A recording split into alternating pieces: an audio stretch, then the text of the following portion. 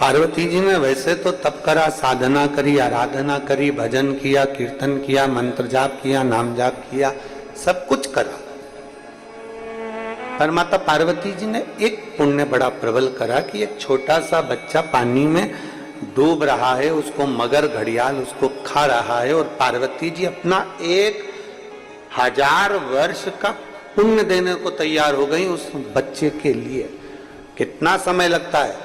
कोई तुमसे कह दे कि तुमने 16 सोमवार करे हैं, 16 सोमवार करने में कोई ऐसे ही हो गए क्या 16 सोमवार? जरा पूछो किसी माँ से, किसी बेटी से, किसी भाई से कि उसके 16 सोमवार उसने कैसे करे होंगे।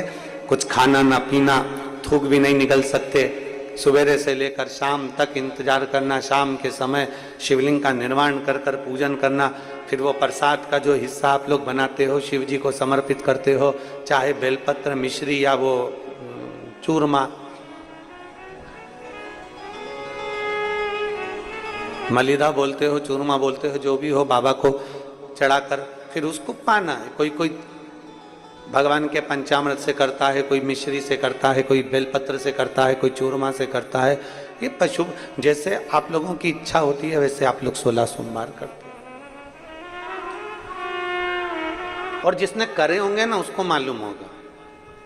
और आप में भी कहीं ना कहीं कोई ना कोई जीजी मेरी ऐसी बैठी होगी जिसने 16 सोमवार करे होंगे। करे आप लोगों ने किसी ने? अरे बहुत सारे बैठे हो, रखो रखो रखो। अब उनसे अगर कोई पूछे कि जीजी तुमने 16 सोमवार करे तो कैसे करे, उसने कितना कितना बल लगाया।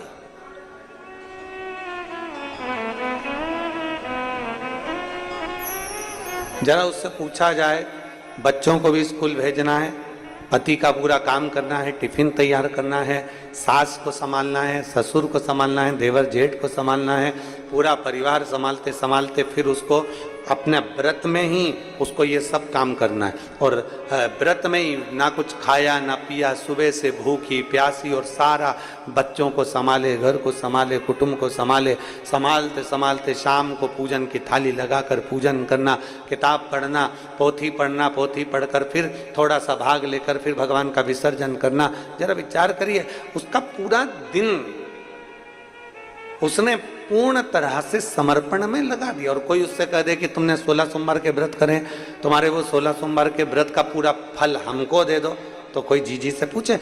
परंतु दुनिया में कोई ऐसा नहीं होता जो अपना फल किसी को दे दे, पर केवल एक घर की स्त्री, घर की नारी, घर की माँ, घर की महिला, घर की नारी, घर की स्त्री एक ऐसी होती है जो 16 सोमवार का व्रत अपने लिए नहीं करती, अपने बच्चों या अपने पति के लिए या परिवार के लिए करती है।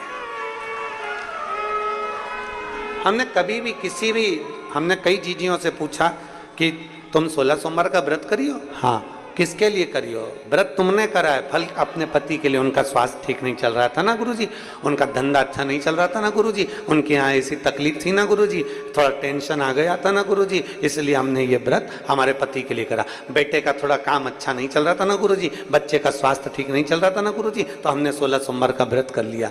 हमने कहा जीजी तूने कभी अपने लिए व्रत करा है? नारी जो कुछ भी है अपने जीवन में, व्रत तप साधना जो कुछ भी करती है वो हमेशा अपने लिए नहीं करती। एक स्त्री जो कुछ भी व्रत करती है, साधना करती है, वो अपने परिवार के लिए, अपने कुटुंब के लिए, अपने इष्ट को, जो भी उसके पति हैं, उसके परिवार वाले हैं, उसके कुटुंब वाले हैं, उनको देने के लिए करती है, अपने लिए नहीं जिए वो।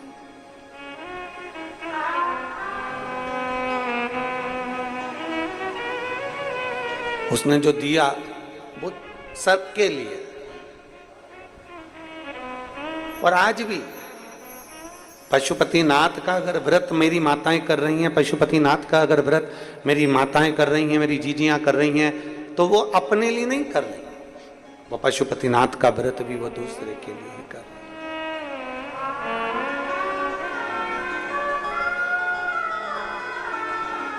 और शंभु शरणे पड़ी मांगू घड़ी रे घड़ी, दुख काटो दया करी दर्शन आपो। शंभु शरणे पड़ी मांगू घड़ी दुख काटो दया करी न दर्शन। एक स्त्री